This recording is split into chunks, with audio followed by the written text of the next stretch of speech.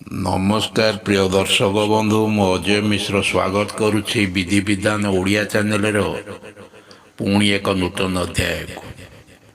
ଦର୍ଶକ ବନ୍ଧୁ, ଆମ ଜୀବନରେ ବା ଜୀବନର ଗତିପଥ ସଦାସର୍ବଦା ଉତ୍ଥାନ ପତନ ଦେଇ ଗତି କରିଥାଏ।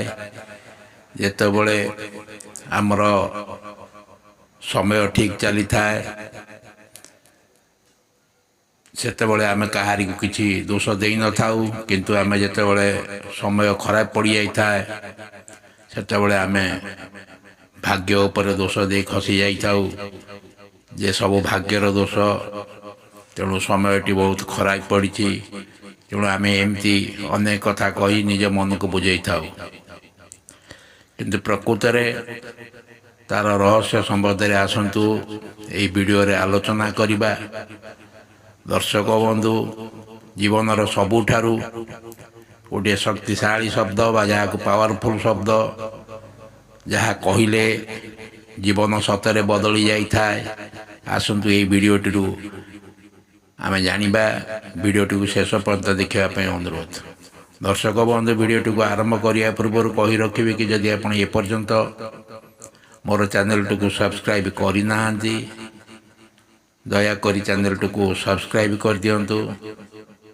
ପାଖରେ ଥିବା ବେଲ୍ ଆଇକନ୍କୁ କ୍ଲିକ୍ କରିଦିଅନ୍ତୁ, ଫଳରେ ମୁଁ ଅପଲୋଡ଼ କରୁଥିବା ସମସ୍ତ ଶିକ୍ଷଣୀୟ ଭିଡ଼ିଓର ନୋଟିଫିକେସନ୍ ଆପଣ ସର୍ବପ୍ରଥମେ ପାଇପାରିବେ। ଭିଡ଼ିଓଟି ଭଲ ଲାଗିଲେ ଲାଇକ୍, ସେୟାର, କମେଣ୍ଟ ନିଶ୍ଚୟ କରିବେ। ଦର୍ଶକ ବନ୍ଧୁ, ଆଜିର ଏହି ଭିଡ଼ିଓଟି ମନୋରଞ୍ଜନ ପାଇଁ ନୁହେଁ, ଆଜିର ଏହି ଭିଡ଼ିଓଟି ଆପଣଙ୍କର ଜୀବନ ବଦଳାଇବା ପାଇଁ, ଆପଣଙ୍କର ଭାଗ୍ୟକୁ ପରିବର୍ତ୍ତନ କରିବା ପାଇଁ। ଦର୍ଶକ ବନ୍ଧୁ, ଆପଣ କେବେ ଧ୍ୟାନ ଦେଇଛନ୍ତି, ଆପଣ କେବେ ଲକ୍ଷ୍ୟ ରଖିଛନ୍ତି ଯେ ଏଭଳି କିଛି ବ୍ୟକ୍ତି ଅଛନ୍ତି ସେମାନେ କମ୍ ପରିଶ୍ରମ କରି ବହୁତ କିଛି ସଫଳତା ହାସଲ କରିଛନ୍ତି। ଆଉ କେହି ବ୍ୟକ୍ତି ଅଛନ୍ତି ଜୀବନ ସାରା ରାତି ଦିନ 24 ଘଣ୍ଟା ପରିଶ୍ରମ କରି ମଧ୍ୟ ସବୁ କାମରେ ଅସଫଳତା ହୋଇଛନ୍ତି।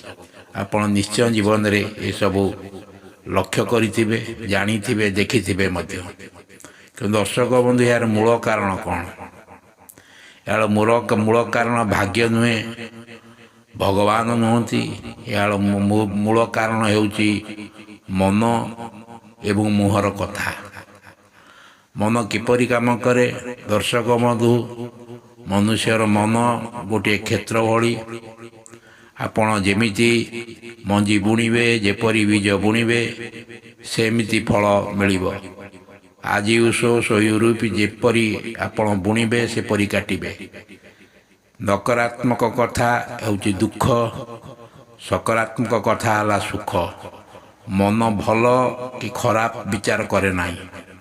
ଆପଣ କହୁଛନ୍ତି ମୁଁ ଗରିବ, ମନ କହେ ଠିକ୍ ଅଛି।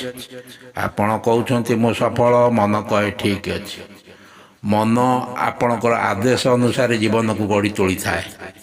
ଦର୍ଶକ ବନ୍ଧୁ, ଆମେ ଦିନକୁ ଦିନ କରୁଥିବା ସବୁଠାରୁ ବଡ଼ ଭୁଲ, ଦର୍ଶକ ବନ୍ଧୁ, ଆମେ ଯେତେବେଳେ ସକାଳ ଆରମ୍ଭ କରିଥାଉ, ଆଜି ଦିନ ଭଲ ନୁହେଁ, ମୋର ଦ୍ୱାରା କିଛି ହେବ ନାହିଁ, ଟଙ୍କା କେଉଁଠୁ ଆସିବ, ଏଇଭଳି କଥା ଗୁଡ଼ିକ ଆମେ ମଜାରେ କହିଥାଉ, କିନ୍ତୁ ମନ ଏହାକୁ ଗଭୀର ଭାବରେ ନେଇଯାଇଥାଏ।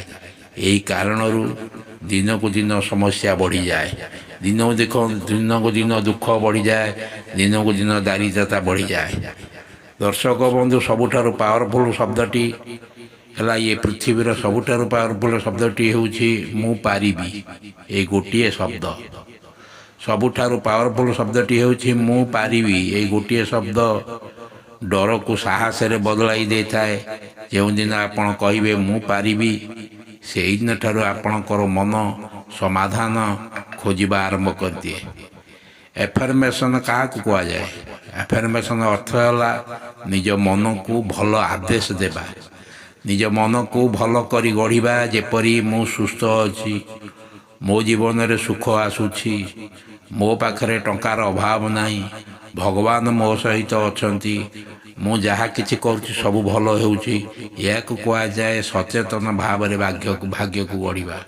ଦର୍ଶକ ବନ୍ଧୁ ସଠିକ୍ ସମୟ ଓ ପ୍ରଣାଳୀ ସକାଳୁ ଆପଣ ଯେତେବେଳେ ଉଠୁଛନ୍ତି ସାଥି ସାଥି ମୋବାଇଲକୁ କେବେ ଦେଖନ୍ତୁ ନାହିଁ।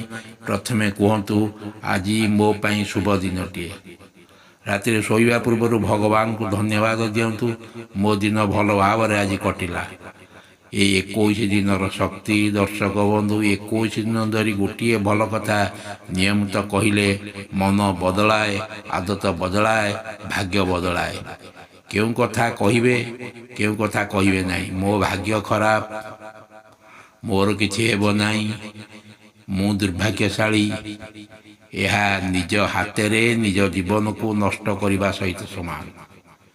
ତେଣୁ ଜୀବନରେ କେବେ କହିବେ ନାହିଁ ଯେ ମୋ ଭାଗ୍ୟ ଖରାପ, ମୋ ଦ୍ୱାରା କିଛି ହେବ ନାହିଁ, ମୁଁ ଦୁର୍ଭାଗ୍ୟଶାଳୀ।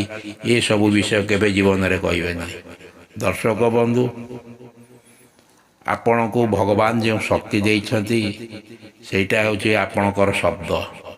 ଆଜିଠାରୁ ଭଲ କୁହନ୍ତୁ, ଭଲ ଭାବନ୍ତୁ, ଭଲ ଜୀବନ ପାଆନ୍ତୁ।